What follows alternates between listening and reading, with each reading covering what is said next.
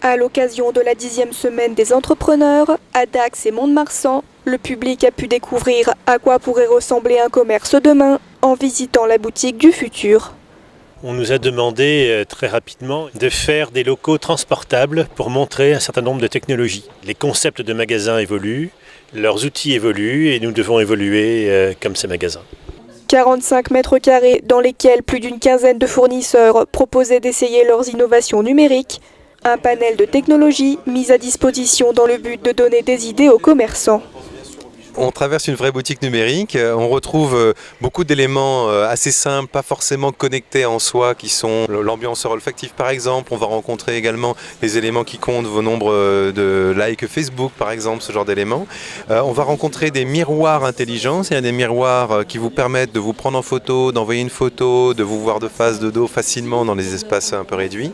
Puis après on va aller beaucoup plus loin, on va aller sur des solutions de points de caisse connectés qui vous permettent d'avoir votre stock en ligne, de faire ce qu'on appelle le click and collect, que les personnes achètent à la maison, viennent chercher chez vous.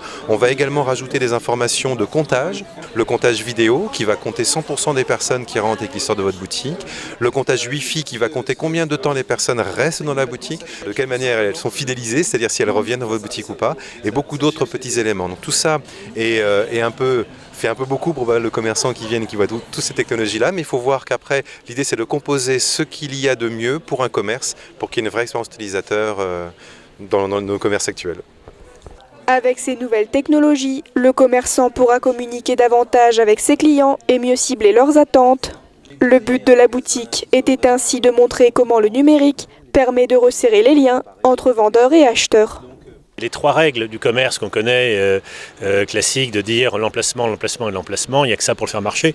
Aujourd'hui, c'est plus tout à fait vrai. Maintenant, il y a des technologies qui se mettent en place et on revient à quelque chose de beaucoup plus humain. On n'est pas que dans le pouvoir économique pour être le mieux placé possible.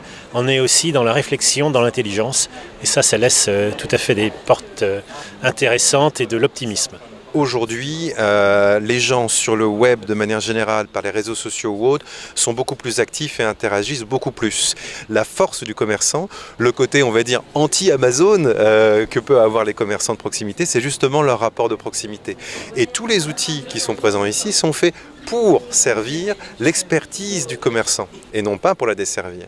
Donc c'est justement si le commerçant arrive à bien prendre en compte ces produits-là, qui ne sont pas si compliqués, si les startups et les fournisseurs de caisses aujourd'hui, de miroirs mobiles, etc. arrivent à proposer des outils qui permettent justement aux commerçants d'avoir plus de maîtrise, c'est vraiment là où on gagne ce pari du commerce connecté.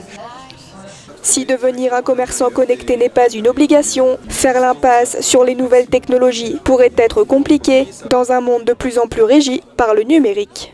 Il y aura toujours quelques petites exceptions, il y aura toujours des gens qui diront moi je ne suis pas connecté et ça marchera parce qu'ils ne le sont pas, mais il faut reconnaître que 80-90% des gens qui ne le sont pas aujourd'hui vont plutôt disparaître. Alors, il faut savoir qu'aujourd'hui, il y a 200 commerces par jour en France qui changent de main ou qui se créent. Et en règle générale, quand un commerçant lance sa boutique, la partie connectée et numérisation, c'est vraiment quelque chose auquel il va penser de plus en plus. La boutique du futur aura permis aux clients comme aux commerçants de se projeter dans un futur pas si lointain. Le commerçant qui des fois était un peu passif, qui prenait un pas de porte, un fonds de commerce, mettait ses produits et permettait de vendre. C'est vrai que c'est quelque chose qui commence à disparaître et aujourd'hui il y a toute une nouvelle génération qui arrive, qui est très dynamique. Il y a plein de personnes, même déjà bien installées, qui commencent à intégrer ça dans leur boutique et ils voient des différences très concrètes très souvent. Donc il faut y aller par petites touches, mettre une technologie, puis une seconde, faire confiance à pas mal d'acteurs effectivement, savoir prendre des risques, mais au final le jeu en vaut la chandelle.